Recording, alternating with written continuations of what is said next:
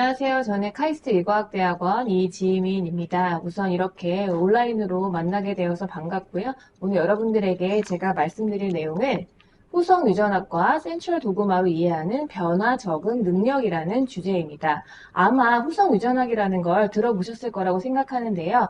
여기 화면에서 보이는 것처럼 사실 유전적으로 완전 똑같은 일란성 쌍둥이도 그대로 유전학적 쌍둥이가 된다면 둘의 모습이 나이가 들고 할 때까지 계속 같아야겠지만 여러분들이 조금만 서치를 해보시면 아무리 지네티컬리 완전 똑같다 하더라도 어떤 것을 먹느냐 혹은 어떤 환경에서 자랐느냐에 따라서 완전히 다른 모습을 하게 됩니다. 이런 것을 저희가 후성 유전학이라고 이해를 하고 있는데요. 이러한 것들이 유전학을 알아야지 또 후성 유전학을 이해할 수 있지만 이러한 근본 원리가 우리가 살아가는데 혹은 질병을 이해하는데 어떻게 근원적으로 이용되고 이것을 이용해서 치료 방법까지 전략을 세울 수 있는지 오늘 여러분들과 조금 쉽게 풀어가려고 노력을 해보겠습니다. 그렇다면 변화를 적응한다라는 것은 어떠한 의미를 가질까요? 일단 무언가에 적응을 하려면 바뀌어야 된다고 저는 생각을 합니다.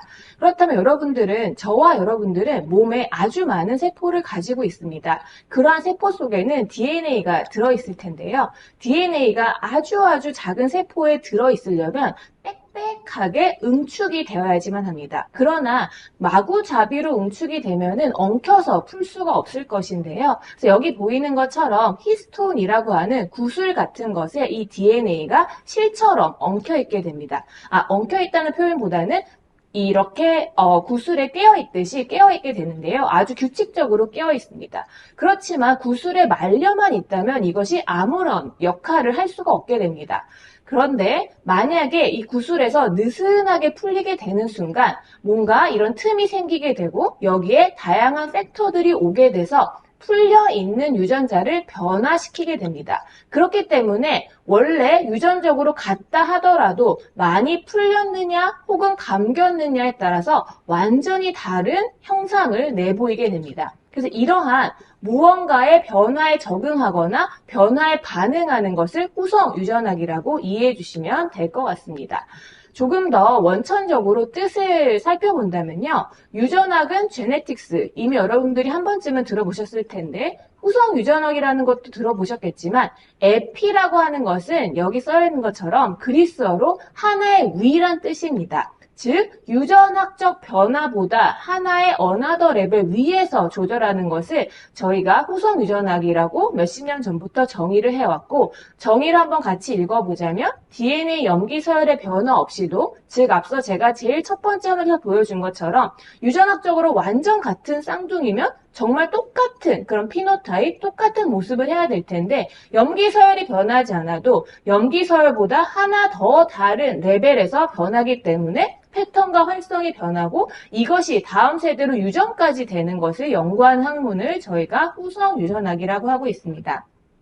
저는 현재 연구실에서 이런 후성 유전학이라는 주제로 이 후성 유전학을 어떻게 이해하고 왜냐하면 우리 몸에서는 너무나도 훌륭하게 어떠한 자극이 왔을 때 이것을 회피하려고 한다거나 혹은 여기에 변화하려고 한다거나 질병에 걸리지 않으려고 노력하는 힘이 분명히 존재합니다. 그래서 그것을 이해한다면 어떻게 적응하는지 이해하고 그것에 대한 거를 더 강화하거나 혹은 변하지 않게 하거나 한다면 질병을 치료할 수 있을 거란 생각을 아마 여러분들도 하실 수가 있을 겁니다. 후성 유전학은 몇십 년 전부터 연구가 많이 되어 왔지만 크게는 여기 보이는 것처럼 세 개의 카테고리를 가지고 있습니다. 영어로 적혀 있지만 전혀 어려워하실 필요는 없고요. DNA보다 하나 위에 있는 게 후성 유전학이지만 단순 DNA가 아니라 DNA에 어떤 변화가 일어나는 DNA의 메틸화가 일어나는 게 가장 먼저 연구가 된 후성 유전학이었습니다. 그리고 앞서서 DNA가 구슬에 빽빽히 감겨있건 혹은 느슨하게 풀리건 그 구슬이란 존재를 말씀드렸었는데 그 구슬을 우리가 히스톤이라고 합니다. 근데 구슬이 가만히 있다고 DNA가 풀릴까요? 그렇지 않고 구슬이 뭔가 변화해야 됩니다. 즉 구슬과 구슬이 서로 멀어지면 당연히 그 사이에 있는 실은 풀리게 되겠죠. 그럼 구슬이 움직일 때 구슬에는 변화가 일어나야 됩니다. 그래서 히스톤의 변화가 두 번째 에피제네틱에 포함이 되겠고, 여러분들이 DNA, RNA 제가 뒤에도 준비했지만 두 개는 분명히 다릅니다. 이름도 다르다시피요. RNA는 여러분들이 잘 알다시피 DNA라고 하는 게 단백질로 되기 전에, 즉 코딩이 되기 전에 중간에 포함되는 메신저 RNA가 가장 유명하게 연구가 되어 왔습니다. 근데 언젠가부터 코딩이 되지 않는, 즉 단백질로 가지 않는 RNA도 분명히 의미가 있을 것이고, 이것이 유전학보다 하나의 위의 레벨인 후속 유전학에서도 아주 중요한 역할을 한다는 것이 알려져 있었기 때문에 마이크로 RNA라고 아마도 한 번쯤은 들어보셨을, 코딩에 참여하진 않지만 너무나도 중요한 그런 RNA들, 논코딩 RNA가 세 번째 카테고리에 포함이 되게 됩니다. 그래서 이러한 세 가지를 이해하기 위해서 먼저 앞서 제가 제목에서도 보여드렸던 센트럴 도그마, 즉 DNA가 mRNA를 거쳐서 단백질로 되는 후속 유전학을 이해하기 위해서 가장 고전적으로 우리가 알고 있었던 센트럴 도그마를 한번 같이 이해해 보도록 하겠습니다. 트랜스크립션, 우리가 우리나라 말로는 전사라고 하고요. 트랜스레이션, 번역이라고 합니다.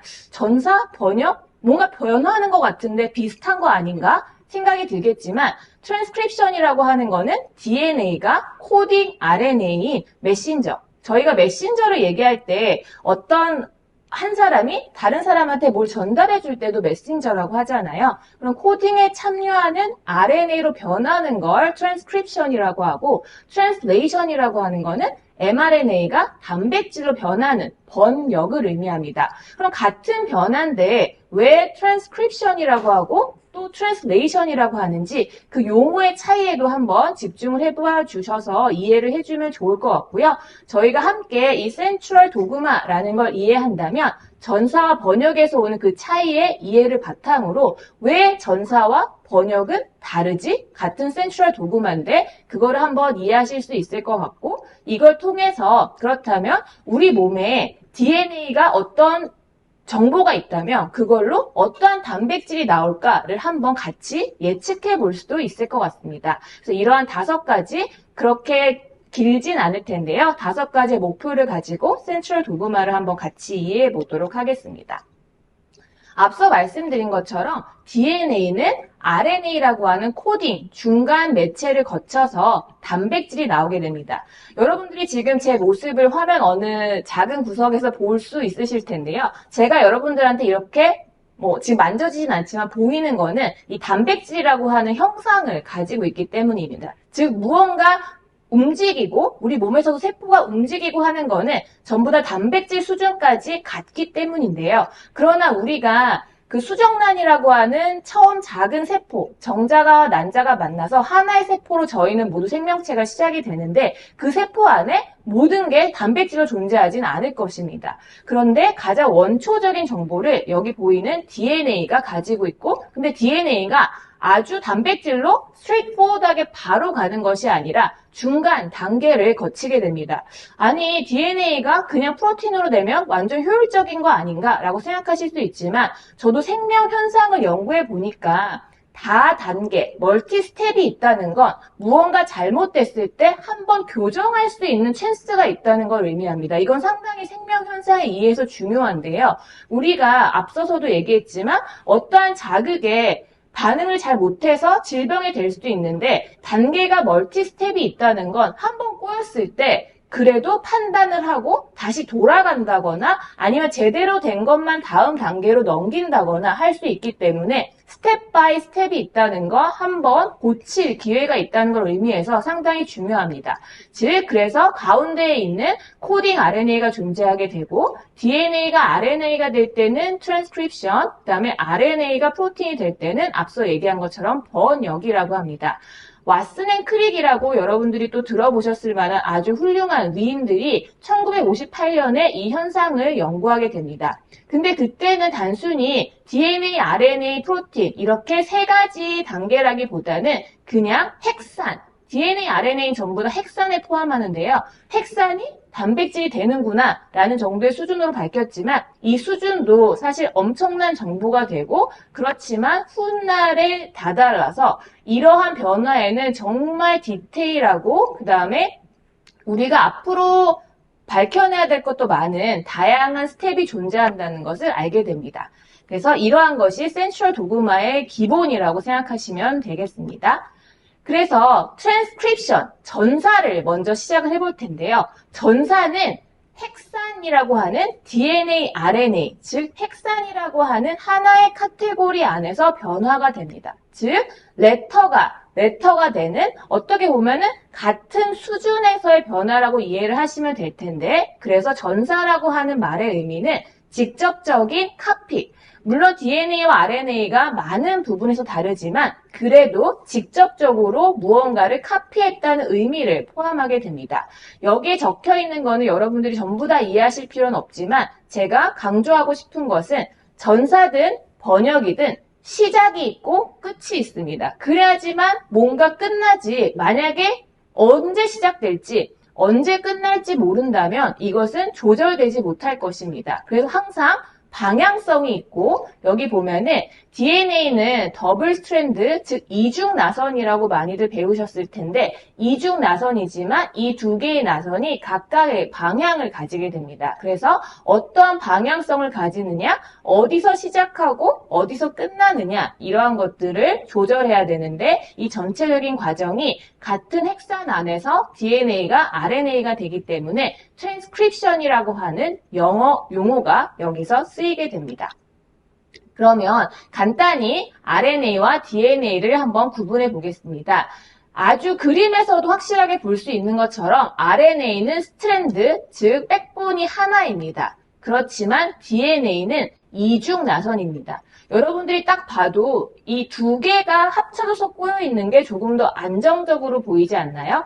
그렇기 때문에 DNA가 RNA를 거쳐서 그 다음 프로틴으로 가는 거는 어찌 보면 상당히 스마트하다고 볼 수가 있는 게 처음과 끝은 조금 더 안정적인 구조를 가지고 있고 가운데 어떻게 보면 잠깐 스쳐 지나갈 스텝에 있는 건 조금 불안정한 구조를 가지고 있다는 걸 아실 수가 있을 겁니다. 그래서 DNA와 RNA는 아주 큰 차이로 하나는 이중 나선, RNA는 단일 나선이라는 차이를 가지고 있고 여러분들이 ATGC라고 하는 걸 생물에 관심이 있는 분들은 들어보셨을 텐데 DNA는 기본적으로는 4가지의 코드를 가지고 있습니다. 근데 이 ATGC가 A는 T랑만 결합을 하고 C는 G랑만 결합하는 특징이 있는데 이 T라고 하는 게 T 혼자만 RNA로 가면 U라고 하는 친구로 바뀌게 됩니다. 크게 다르지 않지만 조금의 화학적 장기가 다르기 때문에 우리는 다른 이름을 붙이게 되었습니다. 그래서 A는 T 혹은 U와 G는 C와 결합하는 것은 다르지 않지만 RNA와 DNA에서 T를 부르는 것이 조금 역할이 다르다라는 정도의 차이가 있고 가장 큰 차이는 이중 나선이다, 단일 나선이다 라고 하는 것을 기억해 주시면 좋을 것 같습니다. 그렇다면 앞서 얘기한 것처럼 반드시 시작과 끝이 있다고 말씀을 드렸는데요. DNA는 이중 나선이기 때문에 두 개가 떨어져야 이 하나가 RNA로 바뀌게 됩니다. 그러면 여기서도 무언가 복잡성이 존재하죠. 왜냐하면 DNA가 이 양쪽이 있다가 풀렸는데 그럼 위에 풀린 거, 아래 풀린 거 어떤 걸 선택할까에 따라서 다른 RNA가 나오게 되고 어디서 시작할까, 어디서 끝나느냐가 반드시 존재하게 됩니다. 그래서 두 가지 크게는 선택을 해야 되는데요. 이중나선이 풀렸다. 이게 또 후속 유전학입니다. 왜냐하면 풀리려고 하면 이제 이해하시겠지만 구슬이라고 한 히스톤에서 나와야겠죠. 감겨있는 상태에서는 이 이중나선이 구슬에서 풀리기도 전에 풀리지도 않았다면 이 이중나선 자체가 떨어지는 일은 절대 없습니다. 그렇기 때문에 먼저 구슬에서 풀리고 풀린 이중나선 중에 이중나선이 서로 떨어졌을 때 아래를 선택할까? 위를 선택할까? 이것이 첫 번째 선택의 포인트가 되겠고요. 두 번째 포인트는 어디서 시작할까? 입니다. 여러분들 효소라고 하는 엔자임을 알고 있죠? 우리 몸에는 37도, 36도 부근에서만 활성을 가지는 다양한 효소들이 존재하는데 여기에서도 효소가 시작 부분을 찾아 나가는, 즉 이중나선 부분을 쭉 움직이다가 여기서 시작해야 되겠네 라고 하는 신호를 받게 되면 그제서야 RNA를 만들게 됩니다. 그리고 언젠가는 반드시 터미네이션 포인트라고 하는 종료 지점을 만나야지만 합니다. 아니면 너무나도 긴 RNA들이 만들어져서 이것이 엉키고 단백질로 가는 그러한 운명까지 이어질 수가 없게 됩니다. 여기까지가 전사인데요. 여기 지금 번역을 나가기에 앞서서 이 선 하나를 보실 수가 있을 텐데 우리는 진핵 생물입니다. 즉 핵이 있는 세포를 가지고 있는 생물이고요. 아주 작은 심플한 오르가니즘 중에는 원핵 생물이라고 해서 핵이 없는 그러한 세포도 존재합니다. 그런데 이 핵이 없다라고 하는 건 전사와 번역이 구획이 없는 데서 동시다발적으로 일어난다는 것을 의미합니다. 그러나 우리는 한 번의 구분, 즉 핵이 있고 전사는 반드시 핵 안에서만 일어나고, 즉 같은 핵산 안에서 DNA가 RNA로 바뀌는 전사는 핵 안에서만 일어나고 이 mRNA라고 하는 중간, 뭔가 단일 나선이라 불안정할 것 같지만 이것이 반드시 핵 바깥으로 나와야지만 단백질이 될 수가 있습니다. 제가 아까 다양한 스텝이 있다는 건 상당히 되돌릴 찬스, 저희도 살다 보면 실수를 하잖아요. 그러한 실수를 만회할 기회가 있다는 걸 의미하는데 이 핵이라는 존재가 있다는 건 그런 거에서 아주 큰 장점을 가집니다. 왜냐하면 여러분들이 보시기에도 이 RNA가 이 핵을 뚫고 나가는 데는 엄청난 에너지를 써야 될 것이라는 거를 생각을 한번 해보실 수가 있을 텐데 그 에너지를 쓴다는 자체가 아무리 우리 몸이 스마트하게 움직이고 있다 하더라도 DNA가 RNA가 될 때 실수가 일어날 수 있습니다. 즉 그 말은 아까 A는 T랑만 만나야 되고 G는 C랑만 만나는 식으로 이 레터가 레터로 변해야 되는데 우리 세포도 판단을 잘못해서 다른 문자로 오역할 수가 있는데 그러한 것들은 이 핵이라는 막 존재에서 한번 걸러지게 됩니다. 즉 제대로 만들어진 단일 나선만 핵을 통과할 수 있게끔 여기에 어떤 톨게이트 같은 시스템이 존재해서 저희도 만약에 여러분들 어디 여행 가실 때 하이패스를 통과할 때 요금을 지불해야지만 문이 열리는 것처럼 여기서 제대로 된 것만 나갈 수 있게 하는 하나의 톨게이트가 존재해서 이것이 우리 몸을 안전하게 지켜주는 역할을 하게 됩니다. 그래서 다시 한번 정리하자면 전사라고 하는 것은 핵산 내에서 바뀌었기 때문에 핵이라고 하는 공간 안에서 일어나는 것이고 진핵생물 같은 경우에 그렇지만 이 번역이라고 하는 것은 제대로 된 단일나선 RNA가 핵이라고 하는 어떻게 보면 톨게이트를 빠져나온 제대로 된 RNA만 우리 지금 이렇게 만져지고 보이는 단백질로 변한다는 것을 알 수가 있을 겁니다. 그래서 DNA가 RNA로 변하는 건 어떻게 보면은 그냥 복사 같은 개념이지만 물론 단순 복사는 아니지만 RNA가 단백질이라고 하는 아주 다른 구조체로 바뀌는 건 더 엄청난 변화라는 걸 알 수가 있고 그래서 트랜슬레이션이라고 하는 다른 용어를 쓰게 되고 제가 여기 적어놨지만 핵산이라고 하는 게 완전 다른 랭귀지로 바뀌는 거기 때문에 단순 전사라고 하지 않고 번역이라는 저희 나라 용어도 쓰게 됩니다. 그렇다면 앞서서 제가 목표 중에서 DNA 시퀀스가 있으면 이거를 갖다가 어떤 단백질이 될지 한번 예측해 볼 수 있을 거다라는 생각을 공유 드렸었는데요. 3개의 코드가 하나의 단백질, 아미노산으로 바뀌게 됩니다. 그러면 여러분들 수학 시간은 아니지만 잠시 확률을 계산해 보자면 A, T, G, C 4개죠. 그럼 3개가 와야 되니까 확률적으로 4 곱하기 4 곱하기 4 64개의 가능성이 있는 3개 코드 조합이 생기게 됩니다. 근데 단백질은 구성하는 아미노산이 20개입니다. 그럼 64개의 아미노산이 나와야 되는 거 아닌가 싶지만 20개의 아미노산이 있다는 건 어느 정도 약간 다른 코드도 같은 아미노산으로 갈 수 있는 그러한 규칙이 있다는 걸 알게 되는데 여기서도 여러분들이 하나 미리 생각하고 가시면 좋은 게 우리 세포는 항상 실수를 할 수 있다고 했잖아요. 근데 3개 중에 하나쯤 중요하지 않은 곳에 다른 코드가 슬쩍 끼어도 아미노산, 즉 우리가 몸에 보이는 게 같은 걸로 나온다면 그 실수가 한 번 또 만회될 수 있는 기회를 얻는다는 걸 알 수가 있습니다. 그래서 우리 몸은 아주 어떻게 보면은 인자하게도 스마트하지만 인자하게 어느 정도의 실수는 안 하는 것처럼 위장되고 넘어갈 수 있게 하는 그러한 또 적응 능력이 있다는 것도 여기서 여러분들이 이해하실 수 있을 거라 생각을 합니다. 이 코드를 전혀 다 외우실 필요는 없고요. 여기 보이는 것처럼 3개가 있기 때문에 첫 번째가 무엇이냐, 두 번째가 무엇이냐, 세 번째가 뭐냐에 따라서 아미노산으로 결정이 되게 되는데 한 4개의 코드가 같은 아미노산으로 되는 경우도 있고 이 아미노산부터는 이제 우리가 눈에 보이는 성질을 띠는 거기 때문에 플러스 차지, 즉 양전화, 음전화와 같은 전하를 띠기도 하고 어떤 우리가 단백질이라고 하는 거는 구조적으로도 중요한데 여러분들 뉴스에 나오는 알파폴드 이런 얘기도 상당히 많이 들어보셨을 텐데 단백질은 구조가 상당히 중요한데 우리가 이런 동그란 구조물이 있을 때 어딘가는 꺾여야 되잖아요. 그래서 그런 꺾이는 형질도 이 아미노산부터 전부 다 달라지게 됩니다. 어쨌든 중요한 건 64개의 가능성이 20개로 되기 때문에 약간 덜 중요한 부분이 잘못돼도 그 잘못된 게 이어지지 않을 거라는 그러한 어떻게 보면 인자함이 세포 내에 존재한다는 것과 여기도 보시면 스탑이라고 하는 게 존재하는데 스탑이라고 하는 아미노산이 있을 리가 없죠. 이 스탑이라고 하는 거는 이 코드가 나오게 되면 더 이상 추가 아미노산이 연결되지 않고 끝난다는 것을 의미합니다. 즉 번역도 여기 MET라고 하는 게 어떻게 보면 스타트하는 아미노산이고요. 시작과 끝이 존재해서 우리 몸에서 이 시작과 끝이 없다면 어떻게 보면 미친 듯이 큰 아미노산을 가진 단백질이 나와버릴 수도 있는 건데 그런 게 아니라 세포 수준에서 커버할 수 있는 그러한 규칙을 가질 수 있는 수준으로의 단백질이 시작과 끝이 있기 때문에 만들어진다는 걸 알 수 있어서 저희가 이러한 걸 코돈이라고 부르는데요. 즉 3가지의 레터가 A, T, G, C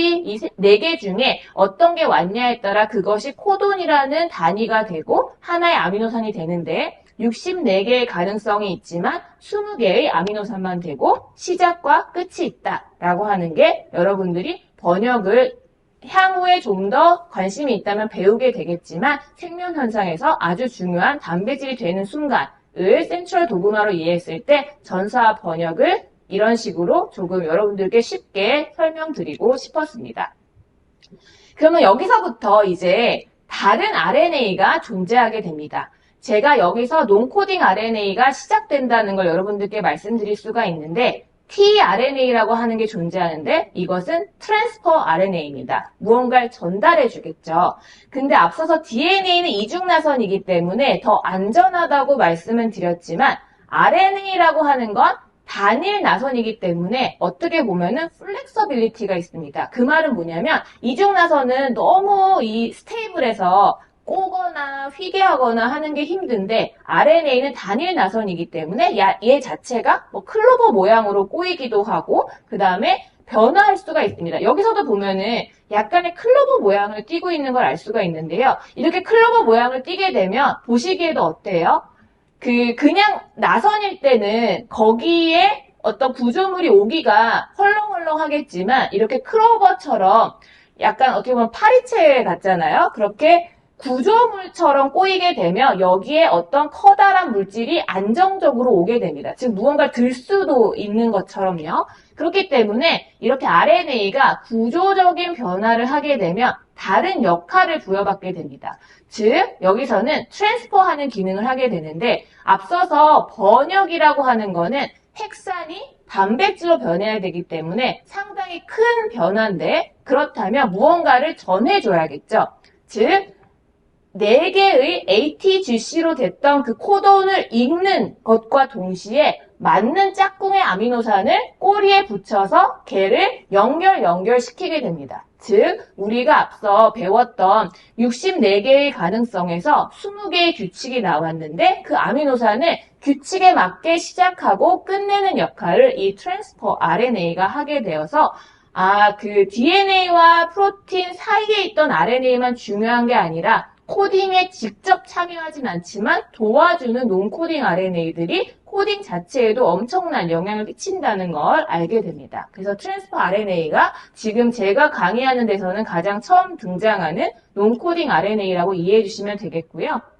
그래서 이 메신저 RNA라는 건 가장 처음 생명 현상에서 관심을 가지게 된 DNA가 단백질로 가는 가운데에 있는 그러한 존재였습니다. 그렇지만 번역을 하는 데는 라이보솜이라고 하는 효소가 또 중요한데요. 앞서 전사도 시작과 끝이 있었지만 번역도 시작과 끝이기 때문에 라이보솜이라고 하는 효소가 RNA 스트랜드를 쭉 훑다가 어디선가 시작을 하고 그 다음에 어디선가 끝을 내게 됩니다.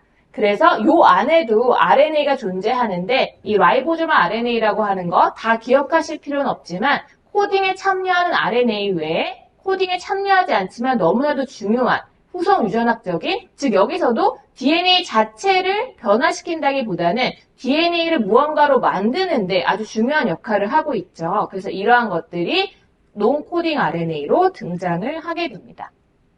그래서 이거는 잠깐 그냥 쉬어가는 페이지로 우리가 전사와 번역에 대해서 배웠는데 제가 핵이 있는 것도 뭔가 잘못됐을 때 톨게이트처럼 하나 거친다라는 걸 말씀을 드렸었고 64개의 찬스가 있는데 20개의 아미노산이 된다는 건 하나쯤 바뀌어도 즉 여기 보시면 변화했기 때문에 돌연변이 뮤테이션이라고 하지만 사일런트 뮤테이션이라고 하는 게 존재합니다. 이거는 왜 그럴까요?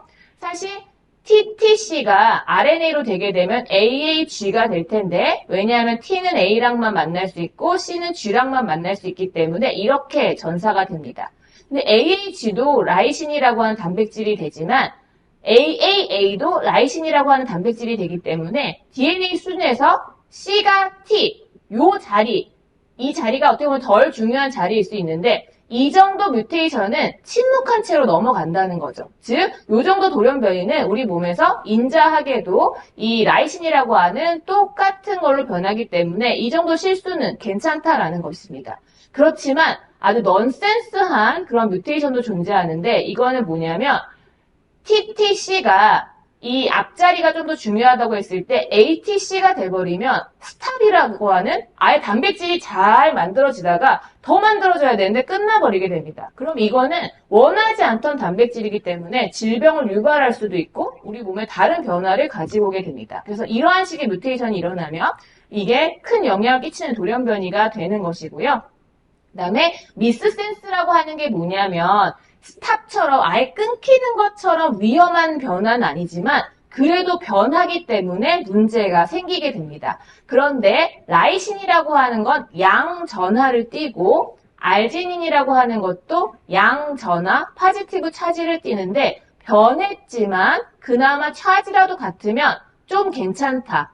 그런데 전하가 달라지게 되면은 좀 문제가 더 심각해진다. 즉 여기에서 모든 걸 이해한다기보다는 변화가 일어날 수 있는데 그 변화가 묻히는 변화일 수도 있고 아예 끊겨버리는 심각한 변화일 수도 있고 조금은 융통성 있게 이어지는 변화가 될 수도 있는데 이러한 것들이 우리 몸에서 유전학과 후성 유전학이 합쳐져서 조화를 이루면서 유지가 잘 되고 있다는 거를 이 장표를 보시면 한 번 더 이해하실 수 있을 거라는 생각이 듭니다. 저는 교수가 되기 전에 삼성이라고 하는 회사에 7년 정도 근무를 했었었는데요. 그 당시에 회사에서는 혼자서만 일을 할 수 없기 때문에 다른 회사들과 일을 같이 하려는 시도가 많이 일어나게 됩니다. 근데 지금은 노바티스라고 하는 더 큰 회사에 인수가 되었지만 보스턴 에어리아, 미국에 있는 여러분들이 하버드라고 유명하게 알고 있는 그 하버드 대학이 있는 보스턴 지역에서 신소록스라고 하는 신생회사가 있었는데 물론 제가 있던 회사와 직접적인 계약을 그 당시 맺진 않았지만 검토를 해봤을 때 이 회사에서 앞서 ATGC 4개의 코드만 있다고 했는데 인위적으로 XY라고 하는 추가 코드를 만들어내게 됩니다. 그래서 다양한 네이처 사이언스 같은 논문에 보고를 하면서 과학적 가치를 이해받았었는데 앞서 4개이기 때문에 4 곱하기 4 곱하기 4 수학 시간은 아니지만 64개의 찬스가 있어서 20개 정도만 일단 아미노산이 됐지만 만약에 6개가 돼버린다면 6 곱하기 6 곱하기 6은 216이 되게 됩니다. 그러면 64개의 확률보다 더 큰 216개의 가능성이 있고 그러면 원래 없었던 새로운 아미노산이 나오게 되겠죠. 즉 20개밖에 없기 때문에 좀 이 조합으로 불가능했던 단백질, 즉 만약에 여러분들도 테트리스나 퍼즐 같은 걸 생각해보면 딱 요 포인트에서 이 테트리스가 나오면 딱딱딱 끼워 맞춰질 텐데 이 모양이 안 나오는 단백질만 있었던 시대보다 만약에 조금 더 다양한 모양의 단백질이 나올 수 있다면 거기를 착착 끼워 넣을 수 있는 것처럼 그럼 생명현상의 규칙도 조금 더 우리가 바꿀 수 있는 그러한 가능성이 높아진다는 것을 의미해서 이러한 시도들도 이루어지고 있다. 즉 고전 현상, 즉 1950년대에 밝혔던 그 현상이 지금 어떤 가치가 있나라는 걸 한번 생각해 봤을 때 그 고전 현상이라고 하는 것도 우리가 충분히 응용할 수 있는 그러한 기회가 있고 그러한 것들을 하기 위해서 많은 생명과학자들이 노력한다는 것을 여러분들한테 한번 보여드리고 싶어서 이 슬라이드를 준비해 보았습니다.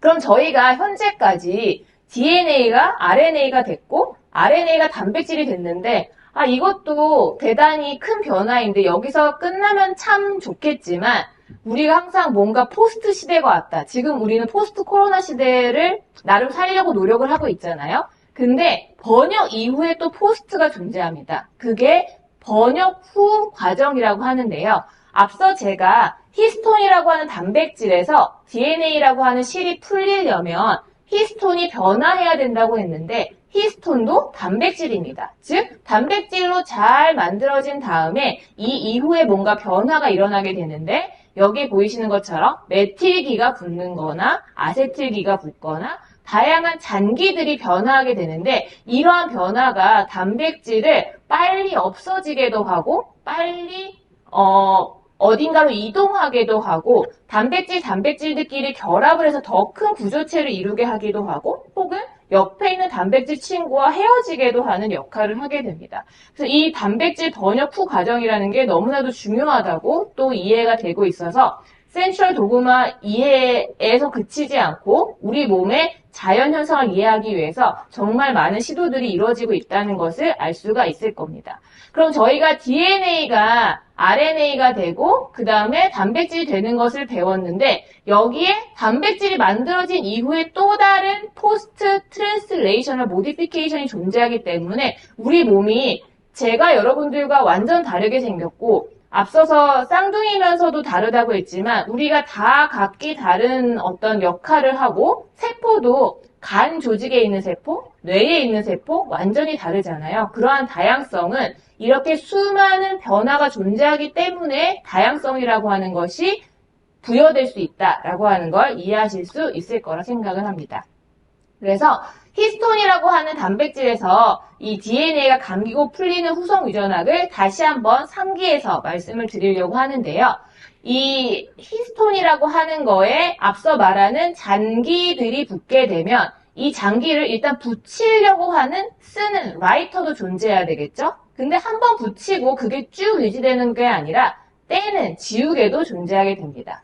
그런데 또 제가 여러분들한테 말씀드리고 싶은 건 잔기가 하나만 되는 게 아니라 이 복잡성이라는 게 잔기가 2개 이상이 막 릴레이처럼 이어지게 되는데 여러분들 릴레이를 하실 때 계주 경기를 한번 생각해 보면 바톤을 터치하잖아요. 그럼 바톤을 터치하는 거를 리더라고 합니다. 즉 조금만 더 그림으로 한번 얘기를 해보면 우리 몸에는 히스톤과 DNA가 막 감겨 있는데 하나의 어떤 변화를 쓰는 라이터가 존재를 하는데 이 히스톤에는 히스톤만 있는 게 아니라 주변 친구들도 존재합니다. 즉 뭔가를 쓰려고 하는 효소가 히스톤 주변을 전부 다 이렇게 쓰게 되고 이러한 거는 하나만 일어나면 참 좋겠지만 좋겠다기보다는 여기서도 앞서 제가 멀티 스텝이 중요하다고 했죠. 하나만 일어나서 모든 현상이 결정돼 버린다면 우리가 어떤 돌려버리고 교정할 수 있는 찬스가 없는데 첫 번째의 변화를 두 번째의 변화로 넘기는 이 바톤 터치가 왜 중요한지를 그림으로 한번 설명을 드리겠습니다.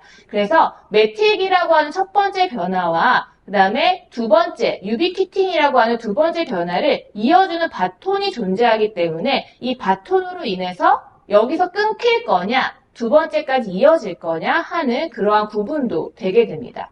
그래서 제가 박사학위를 하던 과정 중에 이 구분을 이어주는 게 정말 중요하다라는 거를 밝히게 되었는데요.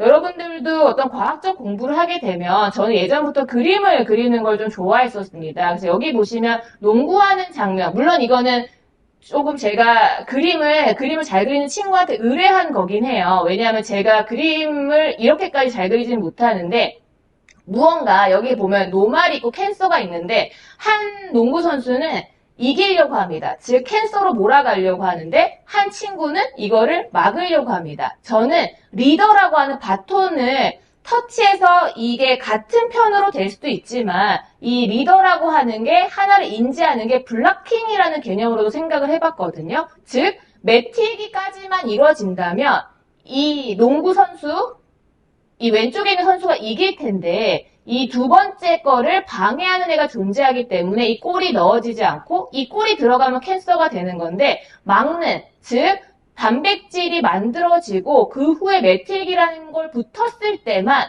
이 블락킹이 가능하기 때문에 이 순간에만 막을 수 있는 이러한 검교정의 찬스를 생각해봐서 이러한 현상을 어떤 교재에도 실리게 되는 영광을 얻게 돼서 과학적인 연구를 하는 게 무언가 많은 대중들한테 설명할 수 있는 쉬운 현상을 설명할 수 있는 계기가 되고 그것이 또 이런 다른 출판물에 실리게 되는 거는 과학자로 상당히 뿌듯하다는 거를 알 수가 있었습니다.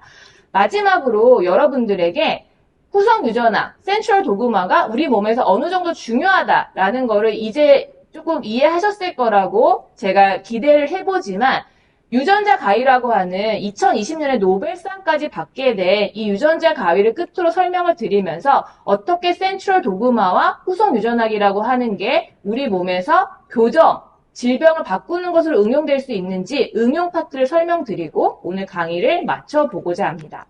이건 2015년에 네이처에 나온 잡지인데요. 크리스퍼가 everywhere, 우리 모든 곳에 이제 존재하게 된다는 걸 의미합니다.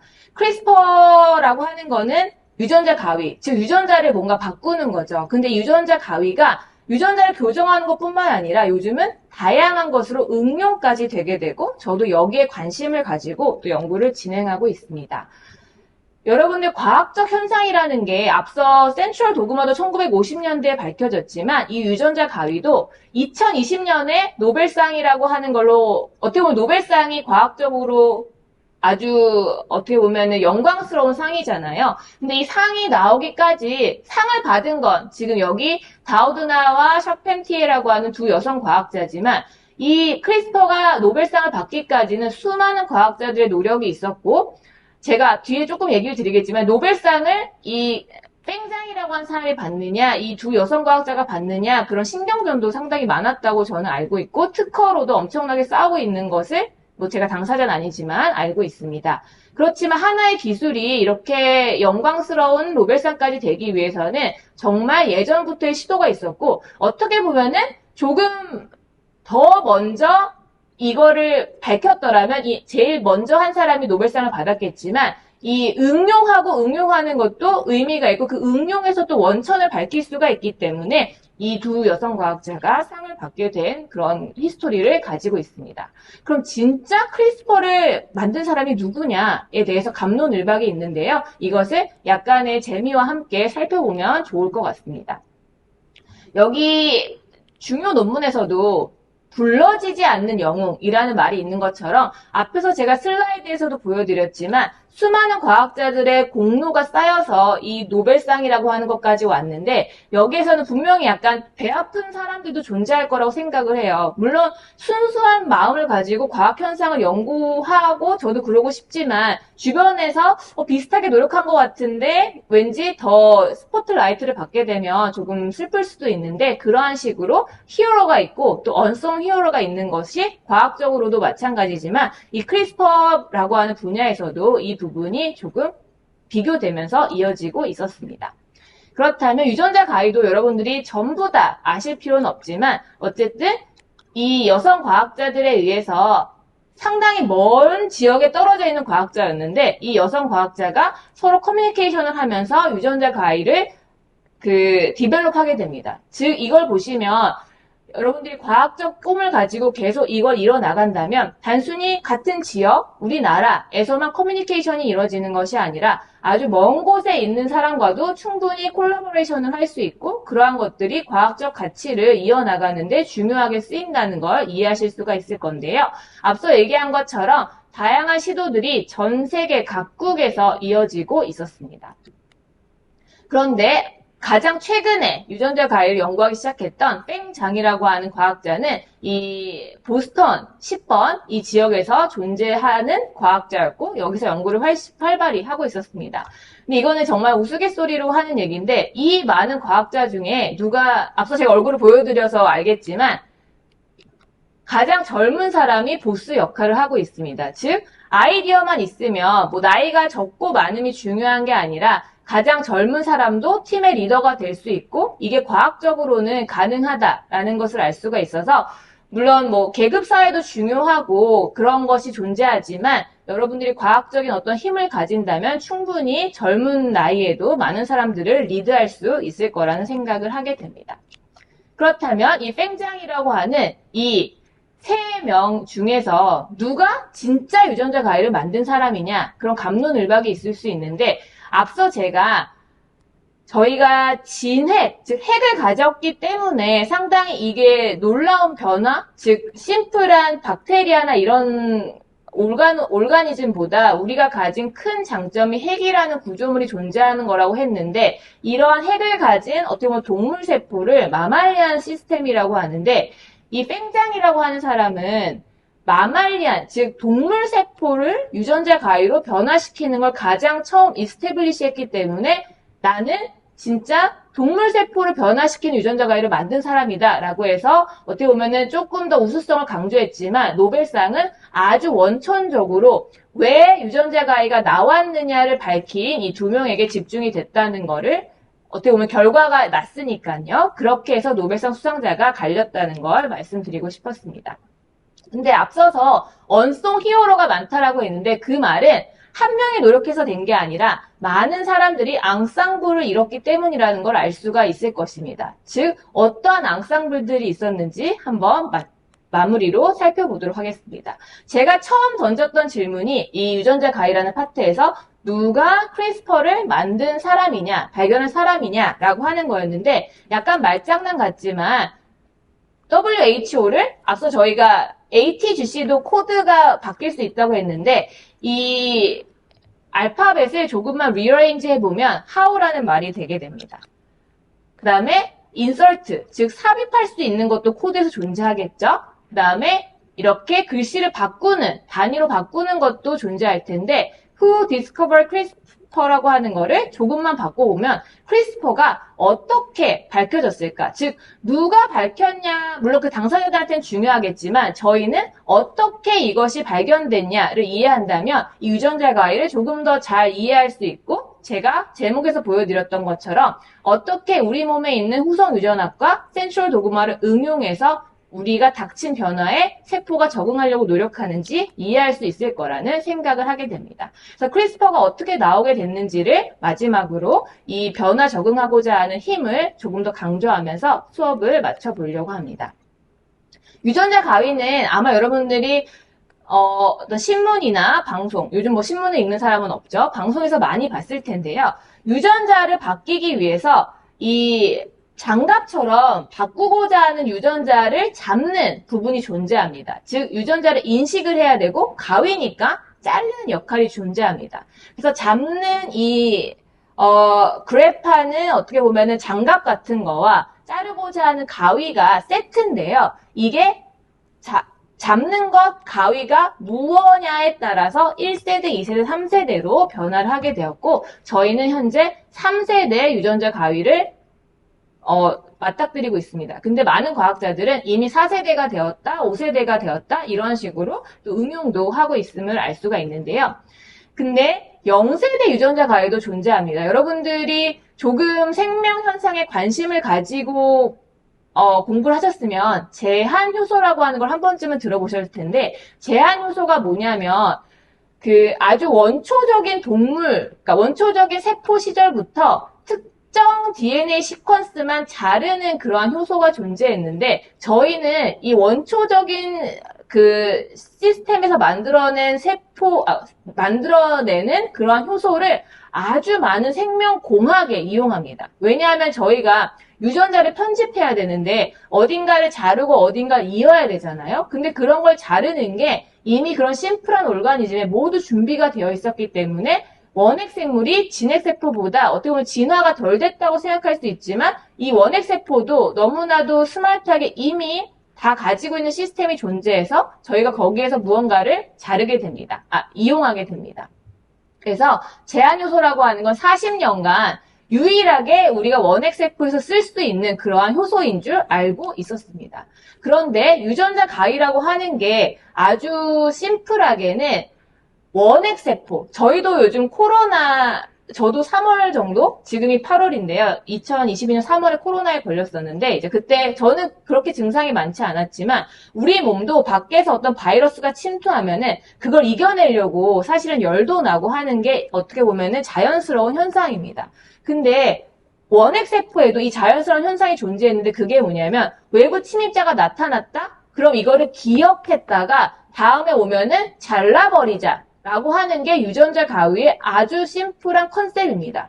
즉, 원핵세포에서 내부에서 외부에 무언가가 들어왔을 때 지키기 위한 기자국으로 됐던 그러한 현상을 우리가 더 고차원적인 생물이 들여다보고 그 힘을 이용한 게 유전자 가위이기 때문에 기억한다라고 하는 게 뭐예요? 특정 유전자를 잡으러 간다라는 거잖아요. 그 기억한다는 원핵세포가 기억하는 거를 유전자 가위에서 잡는 걸로 이해를 하고 그 다음에 침입자가 나타났으니까 다 잘라버려야지 라고 하는 게 유전자를 잡은 다음에 자르는 가위입니다. 즉 1세대, 2세대, 3세대 모두가 아주 심플한 시스템에서 실제 일어나고 있던 현상에서 효소를 추출해가지고 그것을 동물에 적용했다라고 보시면 되는데 일단 1세대, 2세대, 3세대니까 점점 좋아져야겠죠. 좋아진다라는 거는 그만큼 원핵세포의 것이기 때문에 인간 혹은 동물의 몸에 왔을 때 다른 종에서 온 거니까 부작용이 있을 수 있는데 그러한 부작용들이 계속 완화됐다는 걸로 이해를 하시면 되겠습니다. 그래서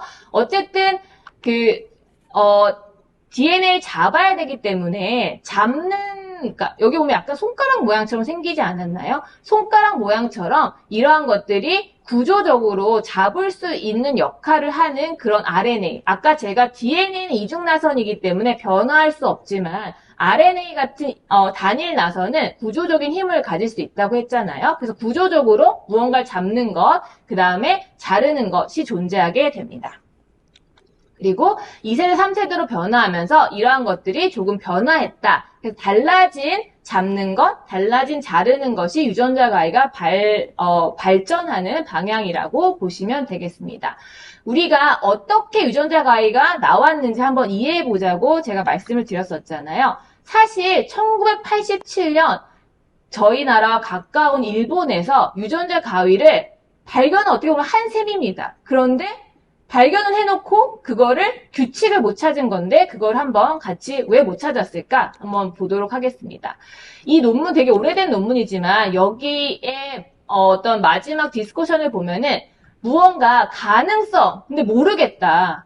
이게 뭐 되게 중요한 걸 발견한 것 같은데 모르겠다로 마무리되는데 이분이 어떻게 보면은 운이 조금 따라줘서 더 들여다본다고 해답이 나오는 건 아니었겠지만 조금 다르게 생각했다라면 이분이 노벨상을 받을 수도 있지 않을까라고 이제 개인적으로 한번 생각해 보게 되는데요. 이게 어떻게 됐는지 이런 것이 너무 또 과학적으로는 많이 일어나는 것임을 같이 좀 공유해 보고 싶었습니다.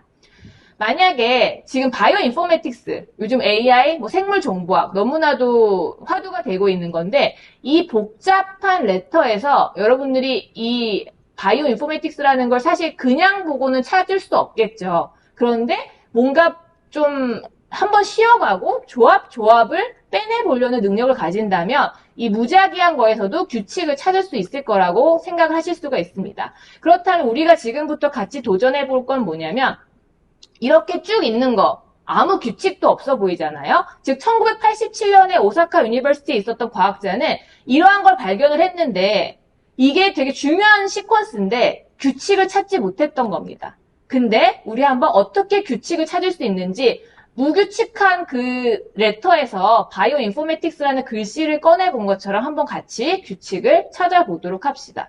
규칙이 전혀 없는 것 같은 이 시퀀스에서 여기를 한번 끊었더니 어때요? 상당히 비슷한 게 많이 겹친다는 걸 알게 됐죠. 즉 그냥 쭉 놔뒀을 때는 아무 규칙이 없는 것처럼 보였지만 어느 부분을 끊어서 한 줄 밑으로 내렸더니 상당히 비슷한 리피트가 나타났다는 것을 알게 되었습니다. 즉 이 리피트가 훗날 크리스퍼 리핏이 되게 됩니다. 앞서 제가 박테리아라고 하는 원초적인 그러한 시스템에서 외부 침입자가 발생하였을 때 기억하는, 즉 기억해서 이거를 우리 몸이 아니라 그 심플한 원핵세포 몸에 기억을 합니다. 그게 바로 크리스퍼 리핏이고, 그러면 다음에 이 비슷한 리핏을 가진 다른 침입자가 또 들어오면 이제 잘라버리는 게 가위가 되는 거죠. 즉 1987년도에 이런 규칙을 조금만 서열을 변화시켜서 알 수 있었다면 이걸 발견했을 텐데, 이러한 규칙이 어떻게 보면 또 모든 게 뭐 운이라기보다는 발전을 해서 규칙을 발견한 걸 수도 있지만, 이렇게 원시적인 게 그러니까 원래 있던 형상을 이해하는 게 되게 중요하다라는 것을 알 수가 있을 것입니다. 그래서 이러한 규칙을 가지고 원핵세포가 이 원핵세포 자신을 지키고자 하는 그 센트럴 도그마, 후속 유전학 등을 이해해서 우리가 유전자 가위까지 발견을 하게 된 것이죠. 그래서 저희가 현재 쓰고 있는 3세대 유전자 가위는 이 크리스퍼라고 하는 걸로 최초로 이름을 2002년에 붙이기로 했고, 즉 노벨상을 탄 사람이 이 이름을 장명한 사람까지는 아닙니다. 근데 이 리피트가 발견이 됐고 이것이 현재 많은 데서 응용이 되고 있습니다. 그래서 앞서 제가 에피제네틱한 거에는 DNA 자체의 변화, 그 다음에 DNA를 감고 있는 히스톤의 변화가 있다고 말씀을 드렸고, 논코딩 RNA도 존재한다고 말씀을 드렸는데요. 제가 유전자 가위까지 말씀을 드렸던 건 이러한 것들, 즉 우리 몸에는 정말 중요한 변화가 있는데 병으로부터 우리 몸을 병으로까지 안 가게 하려는 힘도 있고, 그 힘이 충분히 스마트하게 존재하는데 이러한 것들을 어떻게 이용하면 치료의 방향으로 갈 수 있을까? 제가 가장 관심을 가지고 있는 부분이기도 하고, 여러분들이 단순히 교과서에서 배우는 것들이 아무 때도 안 쓰이는 것이 아니라 그런 걸 이해하면은 반드시 언젠가는 그러한 것이 교정할 수 있는 어플리케이션으로도 이어질 수 있다는 것을 마지막으로 여러분께 말씀을 드리고 싶었습니다.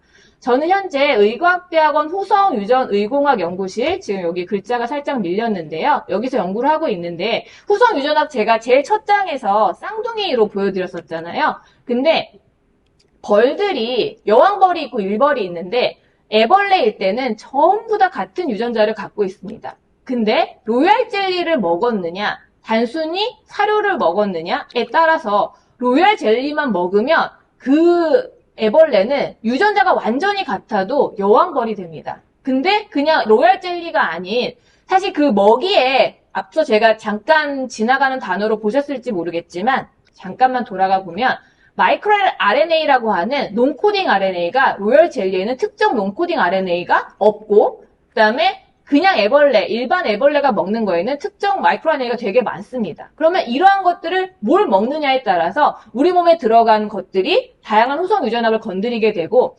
유전적으로는 완전 같은데 하나는 팀을 리드하는 여왕벌이 되고, 물론 일벌이라고 해서 중요하지 않다는 것은 아니지만 이렇게 유전자가 같아도 완전히 다른 그런 생명체가 되게 됩니다. 저는 이러한 현상을 이해하기 위해서 일반 세포와 질병 세포가 왜 다른지를 이해하고 후속 유전학적으로, 그래서 그 다름을 세포 내에서 직접적으로 이해해서 그 다른 거를 갖다가 이해하고 그것에 의해서만 암세포, 즉 질병세포만 고치는 유전자 가위를 만들려고 현재 노력을 하고 있는데요. 여러분들도 생명현상에 많은 관심을 가져주시고 이 생명현상의 원리의 응용을 통해서 여러분들이 훗날에 저희 세대에서 또 해결하지 못한 많은 숙제들을 해결해 주시기를 희망하면서 오늘 강의를 마치도록 하겠습니다. 감사합니다.